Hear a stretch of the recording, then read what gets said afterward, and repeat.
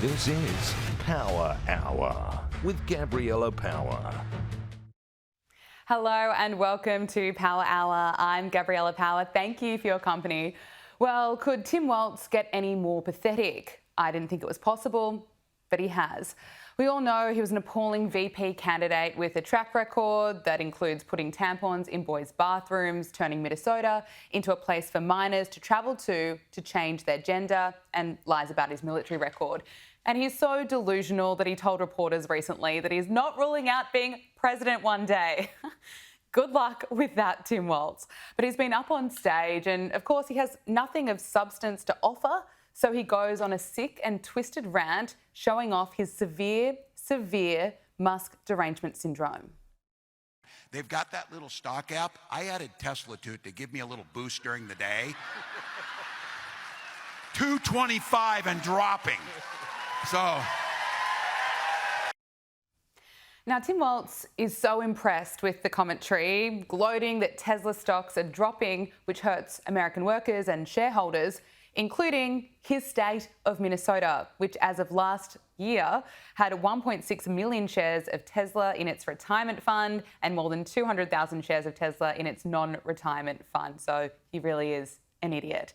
But Tim Walz, he's proud of himself. He actually shared that video that we just played for you on X the very same day that more Tesla vehicles were being set on fire in another violent and dangerous attack. And we've seen plenty of them. At least 5 cars were torched at a Tesla service centre in Las Vegas on Tuesday. Look at this. Tonight, authorities investigating what they're calling a targeted attack on a Tesla repair center in Las Vegas. This dramatic video showing multiple cars in flames. According to authorities, the suspected arson occurred early this morning. When police arrived, they found 5 vehicles set on fire or damaged, and the word resist spray painted on the front of the business. And this is what extreme left-wing lunatics want to see. Right now, there are reports of leftists creating online maps to encourage more of these sorts of violent attacks on Tesla dealerships. It is so sick. And it's disturbing that it's on brand at the moment among the left to support this type of violence, which is nothing new. But if Tim Walz is so obsessed with Tesla, you'd think it'd be worth condemning these horrific attacks against an American company. But no, of course not. Why would he? Tim Walz would rather encourage his base, rile them up to be just as twisted and deranged as he is. But Elon Musk has fired back, putting the failed vice presidential candidate right in his place, reminding him of a critical little thing called the election result. Elon Musk shared Tim Walz's video and wrote, "Sometimes when I need a little boost, I look at the J.D. Vance portrait in the White House and thank the Lord. He is brilliant." It's a much better summary than I just gave. But on a serious note, because this violence against Tesla is serious, Elon Musk has spoken out against what is happening, which is occurring ultimately because DOGE is succeeding at cutting government waste. They basically want to kill me because I'm stopping their fraud, and they want to hurt Tesla because we're stopping this terrible waste and corruption in the government. But do you consider this an act of domestic terrorism? I think so. You will find out that they're paid by people that are very highly political on the left. This week, a federal judge who was nominated to the bench by Barack Obama and who has donated thousands to Democrat candidates essentially ordered Elon Musk and DOGE to reinstate the functionality of USAID and block DOGE from making further cuts. Maryland US District Judge Theodore Chung ruled that Musk likely violated the Constitution and ordered emails at the agency be restored, as well as computer access to all employees, including those who were placed on leave. You know what he should do? He should really look at where the money went. They don't ever want to do that. You know, the Democrats always talk about, oh, our Constitution's been violated. The one thing they never talk about is where did these billions of dollars go? They never want to look, because when you see where the money went and the scams, you don't even have to see anything. Just look at the heading and the scam that they've created. And a judge like him will never look at that. They'll just say, oh, you want to, it sounds so nice, USAID, isn't it beautiful? But it's a whole big scam, Laura. And a judge like that is so bad for our country. Well, is he wrong? We've been following the money as DOGE has been making these huge cuts, and money has been splashed all over the world, including $45 million to DEI scholarships in Burma, $1.5 million to advance DEI in Serbia's workplaces, $47,000 for a transgender opera in Colombia, $2 million for sex changes in Guatemala, $6 million to fund tourism in Egypt, $20 million on a new Sesame Street show in Iraq, $4.5 million to combat disinformation in Kazakhstan. And all of this evidence of waste and abuse and corruption, well, it's not enough. The extreme left want those American dollars to keep going overseas, but only when it's Donald Trump and Elon Musk cutting waste. We heard a similar message from Barack Obama back in 2011, and Democrats weren't protesting and blowing up vehicles then. This video has resurfaced. Everyone knows that getting rid of the deficit will require some tough decisions, and that includes cutting back on billions of dollars in programs that a lot of people care about. But what should be easy is getting rid of the pointless waste and stupid spending that doesn't benefit anybody. Waste we should be getting rid of even if we didn't have a deficit. Sure, some of these cuts aren't that big, but no amount of waste is acceptable, not when it's your money. Not at a time when so many Americans are already cutting back. Just as families are living within their means, government should too. Obama even provided some examples of what he says was stupid spending. Well, as much as activist judges and other Democrats want to keep wasting taxpayer dollars, it is going to be a harder fight. It's been revealed today that a senior DOGE official will be taking a leadership position at USAID. Jeremy Lewin has played a central role in cutting waste at several agencies. He's now going to serve as a chief operating officer at USAID. Stand by to watch the left have a meltdown over this one. Joining us now is Will Kingston, host of The Spectator Australia's Fire at Will podcast. Will, great to see you. I want to talk to you about the rise in violence that we're seeing at Tesla, against Tesla. Just this week, there have been several cars at a service centre in Las Vegas that were set alight. No one on the left seems to be condemning it. In fact, many are celebrating it. This is what Elon Musk had to say. It's really come as quite a shock to me that there's this level of really hatred and violence from the left. I always thought the left, or Democrats, were supposed to be the party of empathy, the party of caring, and yet they're burning down cars, they're firebombing dealerships. It's shocking, but it doesn't surprise me. We've seen the left and those in the far left behave this way in the past, celebrating violence. What do you make of it? Well, for the left, the means always justifies the ends. If they think that Elon Musk is evil, if they think that he's in some way hurting the country or a threat to democracy, then in their minds, at least on the fringes of the left, if not in many elements of the mainstream left, this sort of thing is seen as noble. It's seen as standing up to, an evil fascist. And it's telling. You said that no one's condemning it. Not a single Democrat in Congress or the Senate have come out and condemned this domestic terrorism. Let's call it what it is. It's domestic terrorism. Yeah. It's meant to incite fear in people and change their behaviours so they're less likely to buy a Tesla in the future. It's sad. It is a reflection of where much of the left is in 2025 in America. I think it probably will have an impact. I think, certainly some people would be less likely to buy a Tesla for fear of it being vandalised or in the worst cases blown up in this sort of way, or even just being shamed for buying what is the highest selling car in the world because for some people, they don't agree with the politics of the CEO. It's absolutely extraordinary. It's absolutely wild. A company that sells electric vehicles, they seem to have a problem with it because it's Elon Musk that is running the company. Tim Walz has gone on a crazy, deranged rant about Tesla. But every time he speaks, he just keeps going from bad to worse. He needs to stop talking. He went on Gavin Newsom's podcast, This is Gavin Newsom, where he claimed that online conservatives were the bad guys. Take a listen to this. You can't just dismiss people. This How do you notion fight it? This I notion think of I could kick most of their ass. I do think that if they wanted to. I know I can outrun them, but I don't know if we're going to fall into that place where we want to. Okay, we challenge you to a WWE fight here type of thing. No, but it's a natural reaction. I think it's one of the reasons we're losing so many men. And again, it's multi-ethnic. It's not just white men. We're losing them. We're losing them to these guys online. We're losing them people that I'm bringing on this podcast as well. That's why I brought. These are bad guys, though. These are bad guys. But they exist, and we could deny they exist. They exist. Not only they exist, they persist, and they're actually influencing young kids every single day. How do we push some of those guys back under a rock? Good luck, Tim Walz. Here he is speaking about fighting MAGA supporters.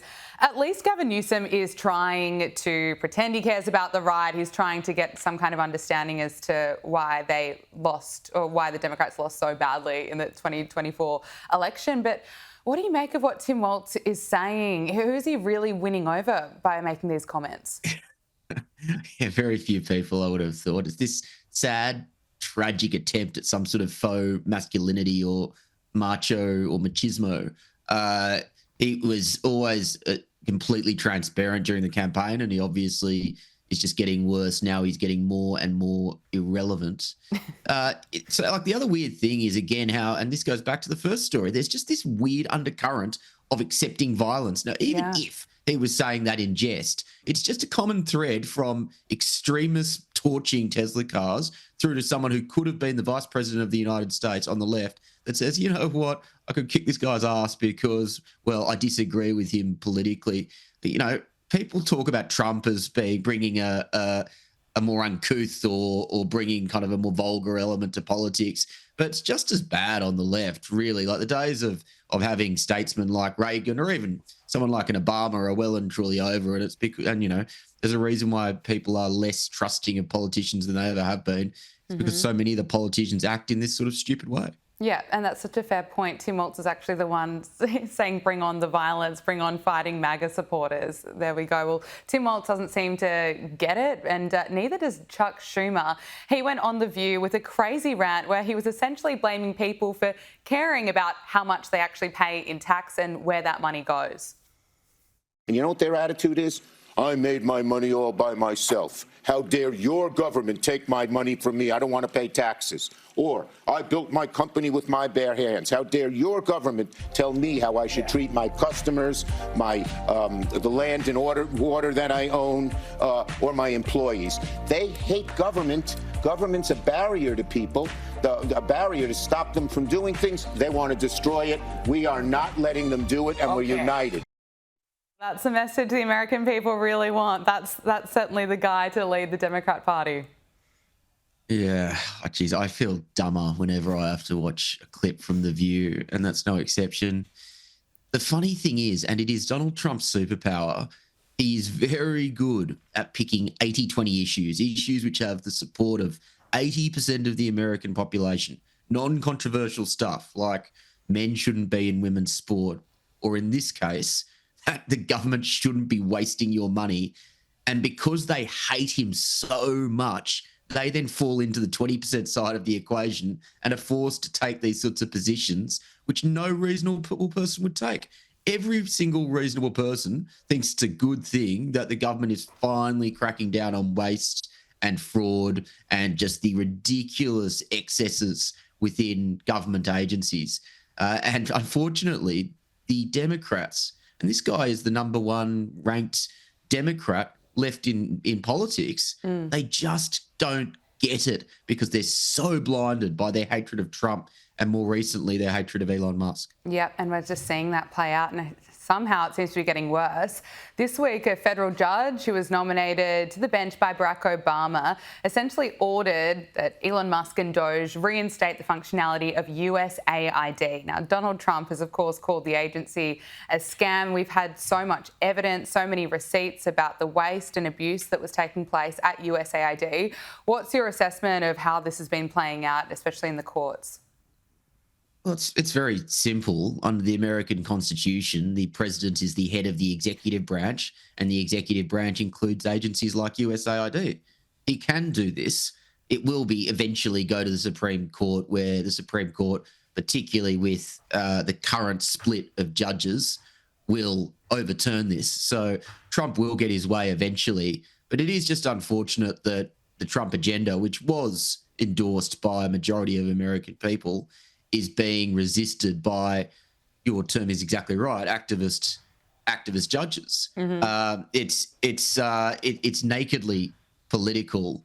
And again, it is unconstitutional, but it's just that is unfortunately where America is. And the thing is, if you're a judge who is of an activist bent, this is the way to make your career. And it's just it's no more than that, which is unfortunate. It's a shame. Yeah, I couldn't agree more. Will, wasn't it extraordinary to watch the astronauts who'd been stranded in space since June last year return to Earth, thanks to Elon Musk and to SpaceX and NASA, of course. They landed off the coast of Florida, surrounded by dolphins. Let's take a look.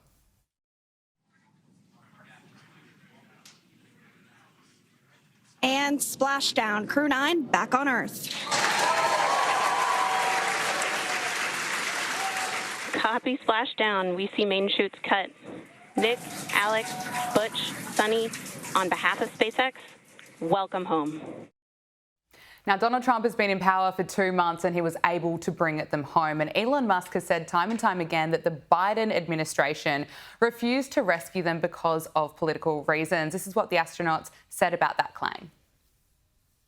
Hi, everyone. Thanks for doing this. So my question relates to Elon Musk has said that he made the offer to bring you guys back earlier and that it was denied. My first question is that true? And if so, what would that have looked like? Was he offering to make another flight, push seats on another flight? Could you give us some background there?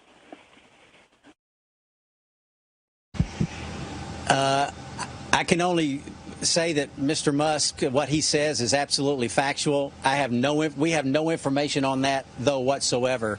What was offered, what was not offered, who it was offered to, how that process went. That's information that we simply don't have. So I believe him. I don't know all those details, and I don't think any of us really can give you the answer that you would be hoping for. It's amazing. People around the world have been watching this and celebrating the fact that they have been able to return to Earth after so much time up in space. But of course, not a lot of credit will go to Elon Musk for this if it's from the left.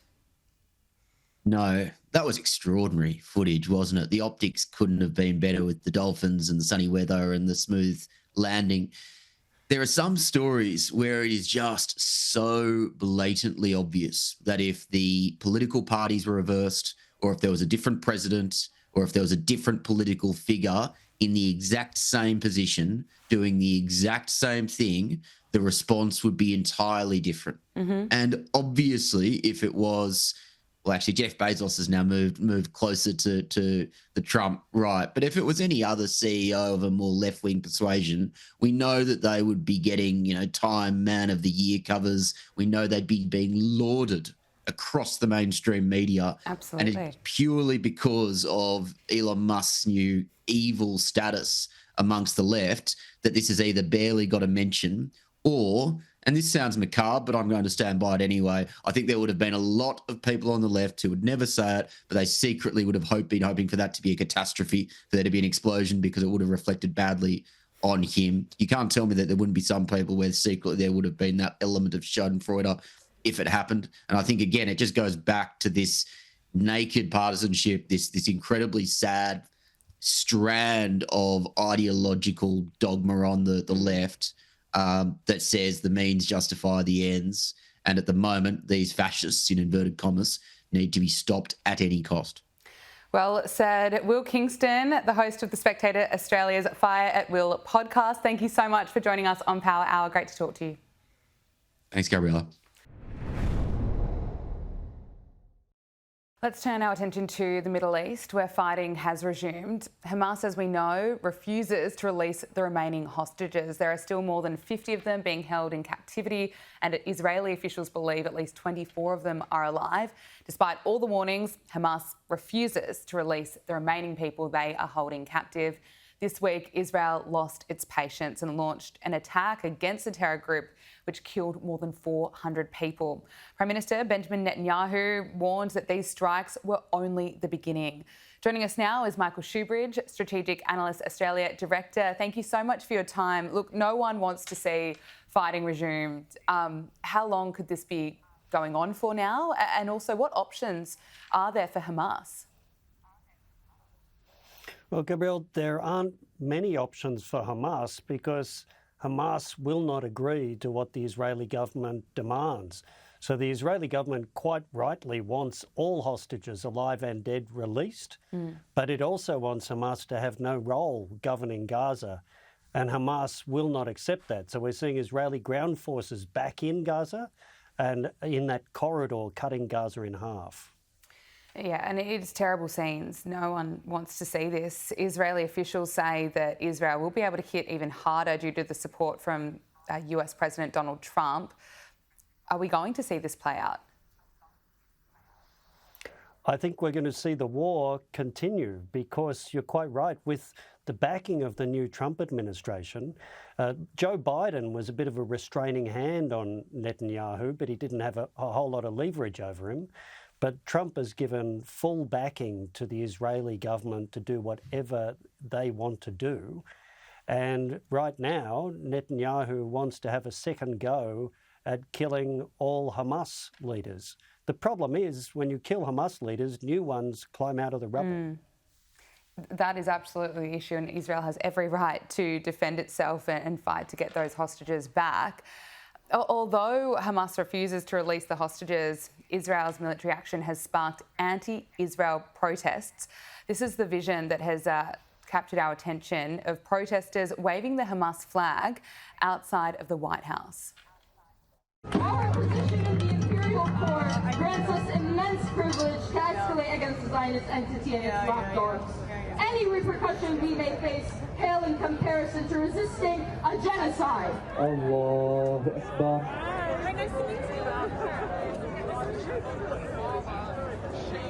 سمع الله لمن حمده. Allahu Akbar. Should we have concerns, I suppose, about more unrest in parts of the world as this war continues? Well, I don't think we've seen any end to the pro-Palestinian movements in many countries, including here in Australia.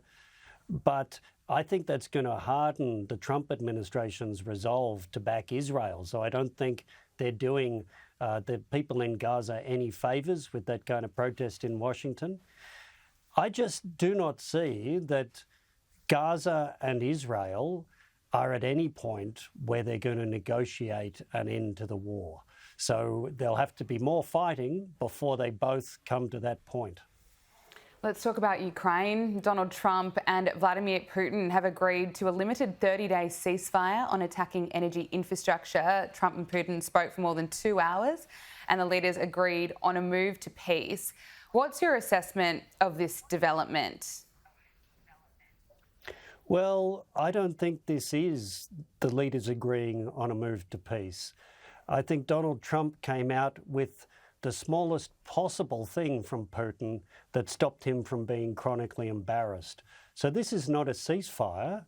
This may not even be what Putin has promised. He said that he won't attack energy infrastructure. Donald Trump's version is Putin said he wouldn't attack energy and critical infrastructure. They're two different things. Putin doesn't want to end the war unless he's handed Ukraine wrapped up like a gift. So this process is not leading to peace at the moment. It's just giving Putin an opportunity to demand more. What I think Donald Trump needs to do is put some of the pressure he's put on Ukraine onto Russia. Do you give him any credit for engaging with Putin? No, I don't. It's easy to engage with someone if you want to accept all of their demands uncritically and foist them on the partner you've been supporting. And that really is the net assessment of what Donald Trump has been doing to now.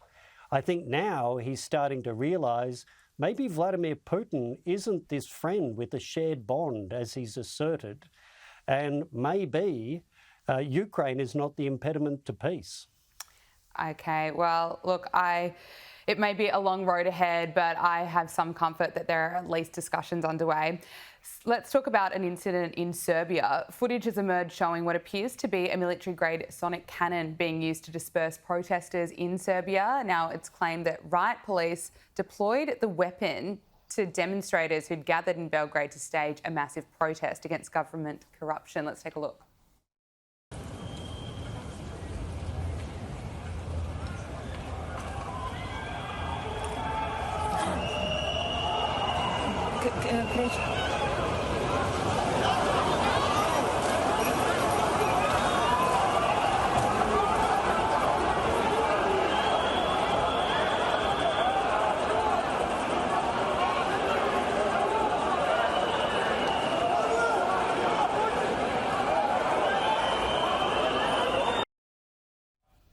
Now, Serbia's president has denied that the crowd control device was deployed, saying that it is a wicked lie. I mean, what do you make of all of this?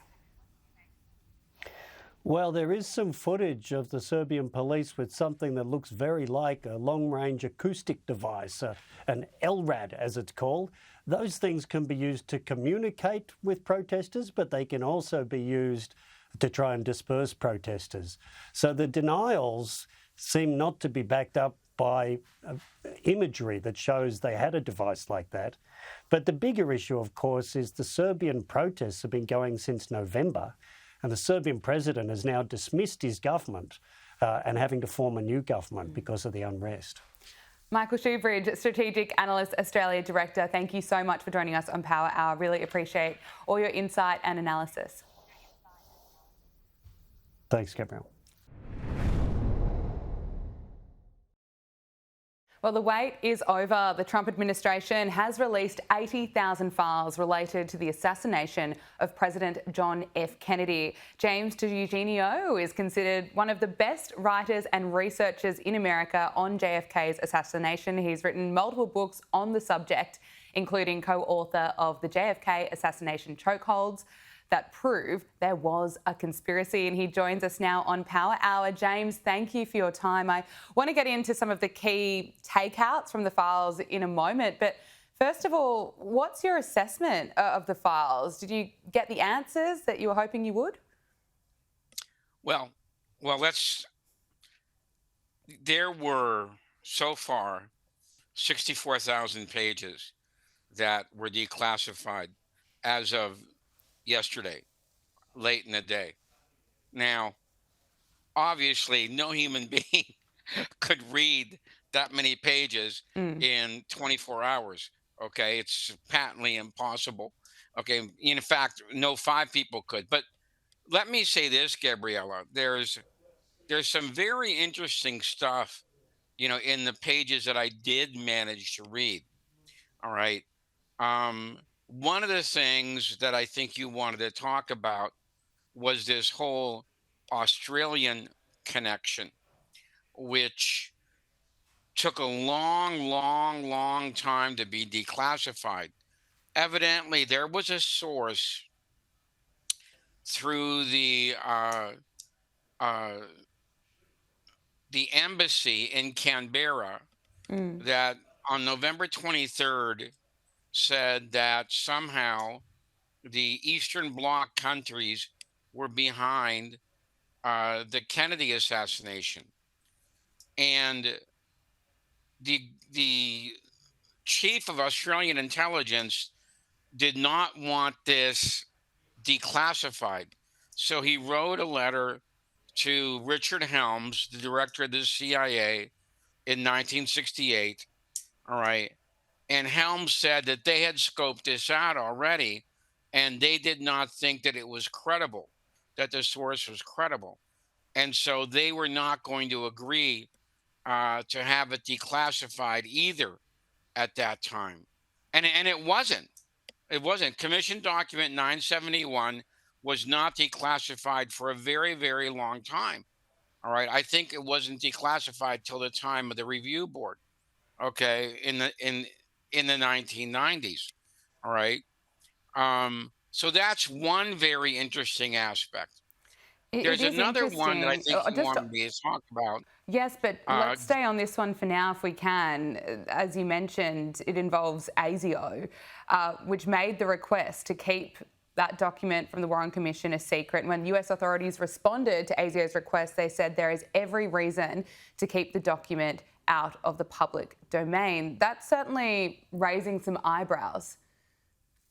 Yes. Yeah. If they didn't consider it credible, which neither Helms nor your intelligence service considered it credible, why was it so important, okay, for it to be kept out of the record? You know, and it turned out that the source for this information, had a very checkered past and had said something like, the Russians had sunk an American atomic sub, in 1962, which of course turned out not to be accurate. All right. So to be perfectly frank, I've been studying this for the last couple of days, and I have no idea what was so important about keeping it classified.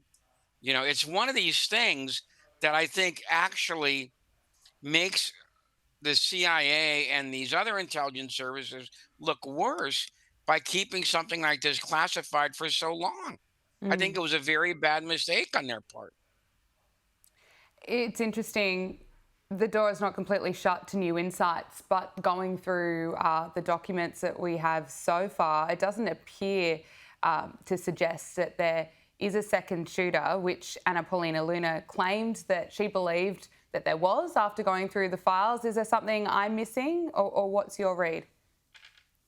Well, like I said, I haven't been able to go through the large amount yet, but the information that we do have, for example, something that was declassified, is that the Russians had 5 volumes of intelligence on Oswald when he was in the then Soviet Union.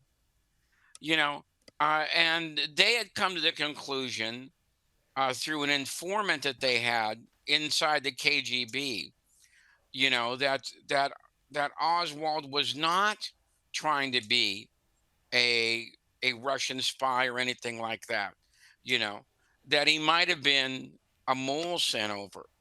Now, whatever happened to those 5 volumes that the Russians had on Oswald is a mystery, because it's never surfaced anywhere. All right.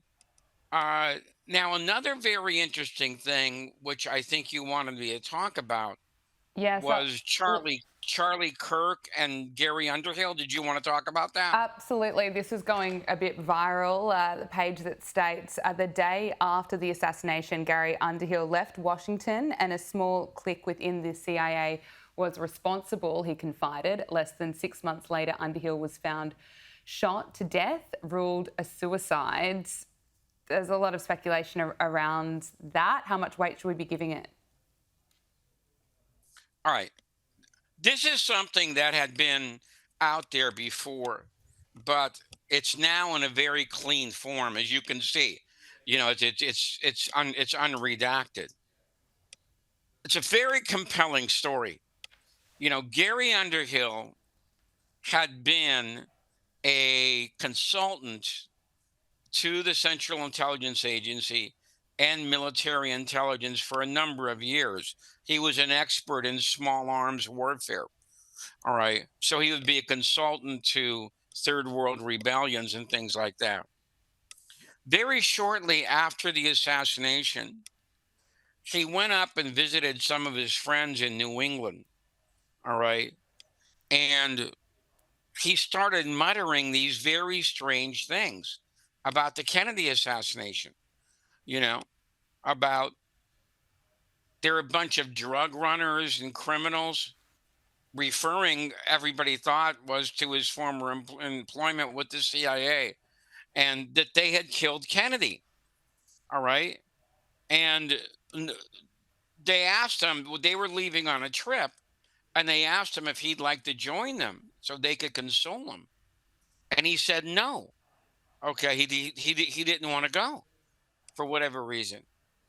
Then a friend of his, a magazine writer, came knocking at his door a few months later, and he found his dead body, okay, with a gun lying nearby. And the problem was that the gun was in the wrong hand. Okay. All right. I believe it was that that Underhill was left-handed, and the gun was found in his right hand. All right. And the friend was very, very disappointed in the investigation that came out afterwards. He said words to the effect that, you know, it's almost like they wanted to bungle the investigation. All right. That's how disappointed he was in what happened with the inquiry afterwards. Gary Underhill was one of the most interesting people that you will ever find in this case. Okay. And I'm really glad they declassified this memo in a clean form. All right. You won't find very many more compelling stories than the story of Gary Underhill. So what should we conclude? Is it too early? Are we going to see more conspiracies, or are we going to get really a clearer picture? You know, I think that, you know, the mainstream media is trying to call this, you know, before they even read this stuff, you know, that it's not, you know, that it's not important, you know, etc. I think there are a lot of very interesting things in here, but you have to be like a gold miner, and you have to weed through this stuff that is not really important, and that takes a long time. All right. But let me give you one thing that I think is interesting. You know, when Oswald went to Mexico, supposedly went to Mexico, James Angleton, the chief of the counterintelligence of the CIA, said that he had been in close association with a guy named Valery Kostakov, who was a KGB agent masquerading as a diplomat. And Angleton put that story out almost the day of the assassination. And he said that Kostakov was an agent of Department 13, which deals with, among other things, assassinations.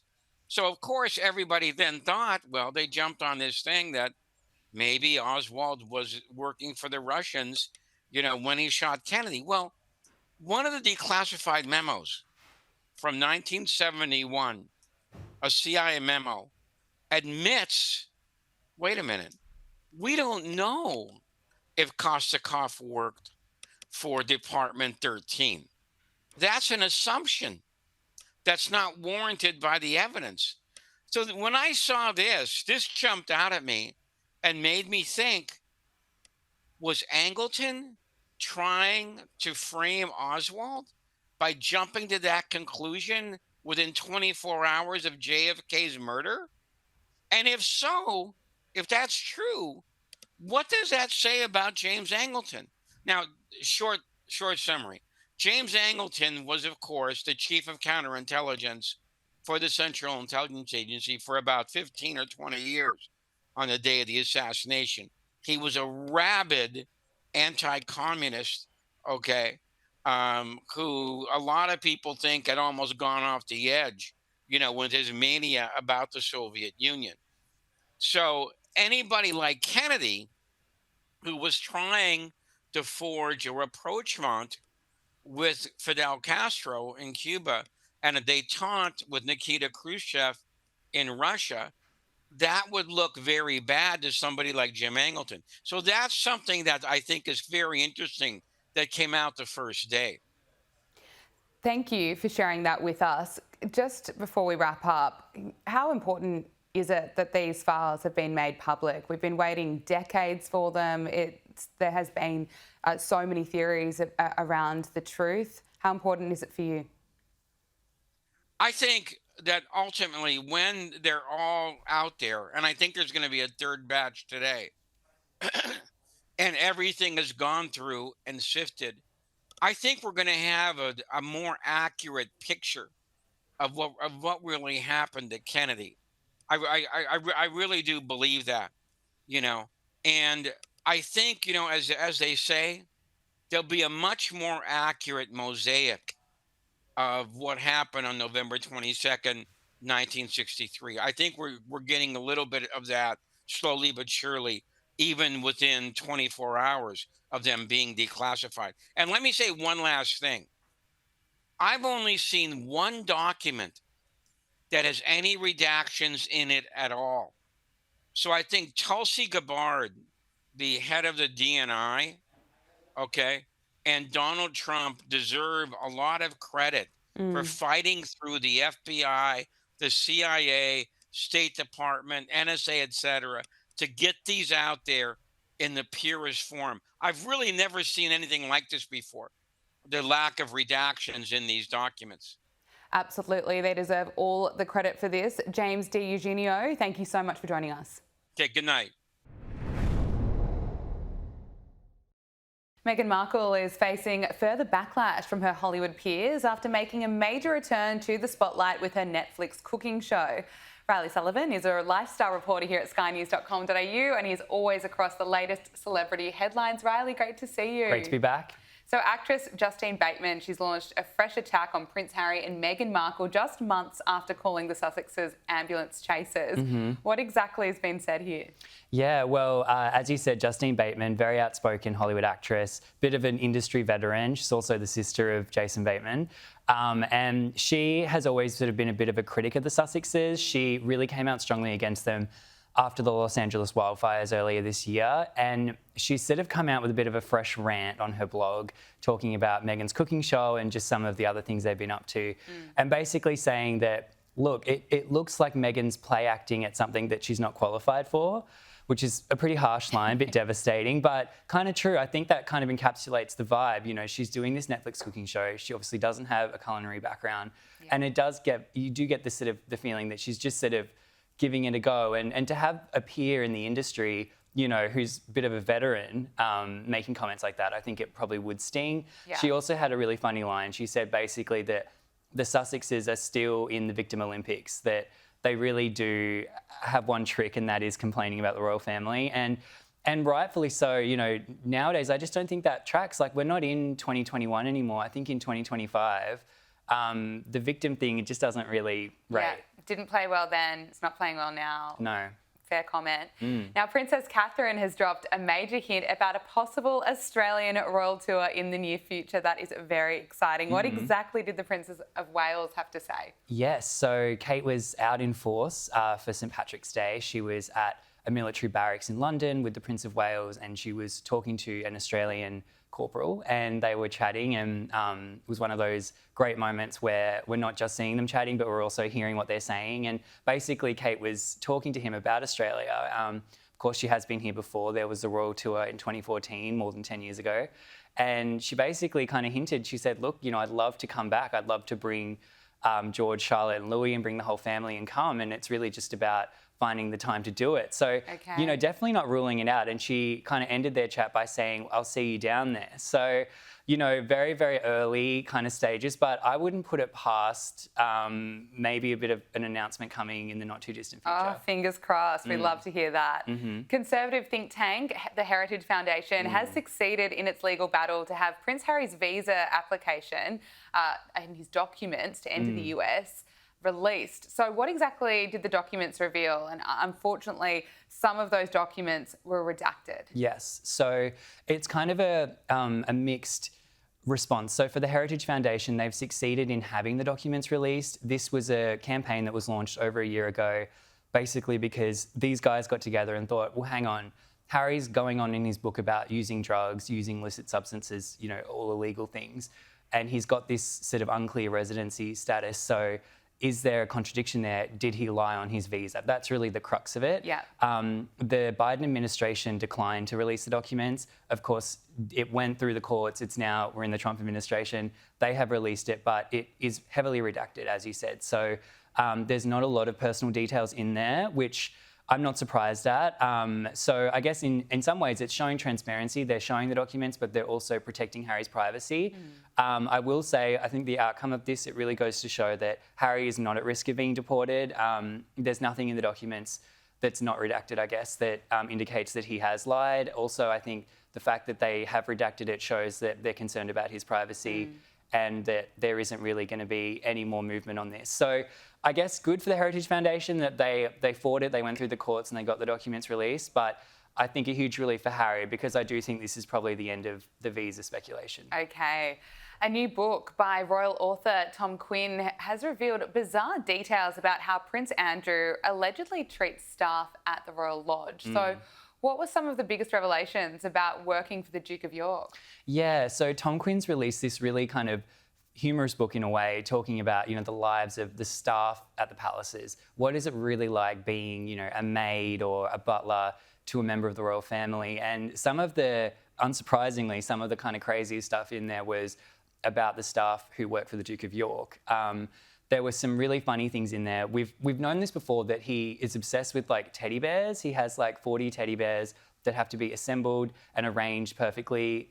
Staff are given a chart to arrange Prince Andrew's teddy bears on his bed every day. So there's quirky stuff, but there's also just stuff in there about how, especially in recent years since he's left the royal family, that he takes it out on staff because he is in isolation. He is in this sprawling property with not necessarily a lot of interaction with the outside world. And apparently it's the staff that are really suffering because, they have to deal with his moods. So, not surprising, but definitely, a kind of icky kind of book. It doesn't really paint him in a positive light. No. Finally, I want to talk to you about some Hollywood news. There are calls for Ye to be kicked off X. Very fair, valid calls. Yeah. He's had a history, as we know, of making pretty vile anti-Semitic comments, and now he's tweeted about Beyonce, Jay-Z and their children. What can you tell us? I mean, this is just disgraceful. The bar is so low with Ye because he is unfortunately someone who suffers from mental health issues. He's been open about that, but he really has said and done things that are unforgivable, especially talking about Jewish people, but also about lots of different minority groups and individuals. And this latest attack is, I think, one of the worst. It's talking about Beyonce and Jay-Z's youngest children, comments that, I wouldn't repeat. I don't think any news outlets are really repeating them because it's just so offensive. And it's also offensive, I think, to people. I don't want to get into it, but it is very offensive. And you almost feel in this situation sympathy for Kim Kardashian of all people, because, she's got 4 children with this man. She has to co-parent with him, dealing with his moods. He did take down the tweets. He said that he was doing it because he didn't want his account to be suspended, not because he is taking it back or apologising. I do think Elon Musk needs to step in, or someone needs to step in at this point and just get this person, deplatform them. It's so toxic and it's disturbing in a way because, because he's been doing it so long and there's so much stuff, it's almost become normalised. And I really think that is a dark, dark road that we're going down. Absolutely. It needs to stop. Riley Sullivan, so good to talk to you. Thanks for joining us. Thank you. US President Donald Trump has been celebrated with a massive drone show in Florida. The skies were lit up with a display of blue and red lights, referring to Trump as a historic president and the world's best deal maker. This clip is going viral.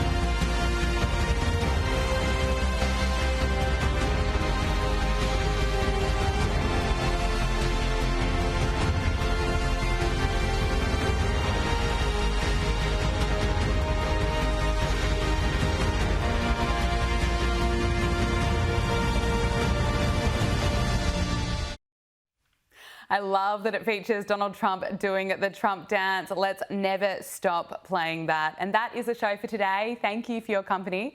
Make sure you subscribe to Sky News Australia on YouTube.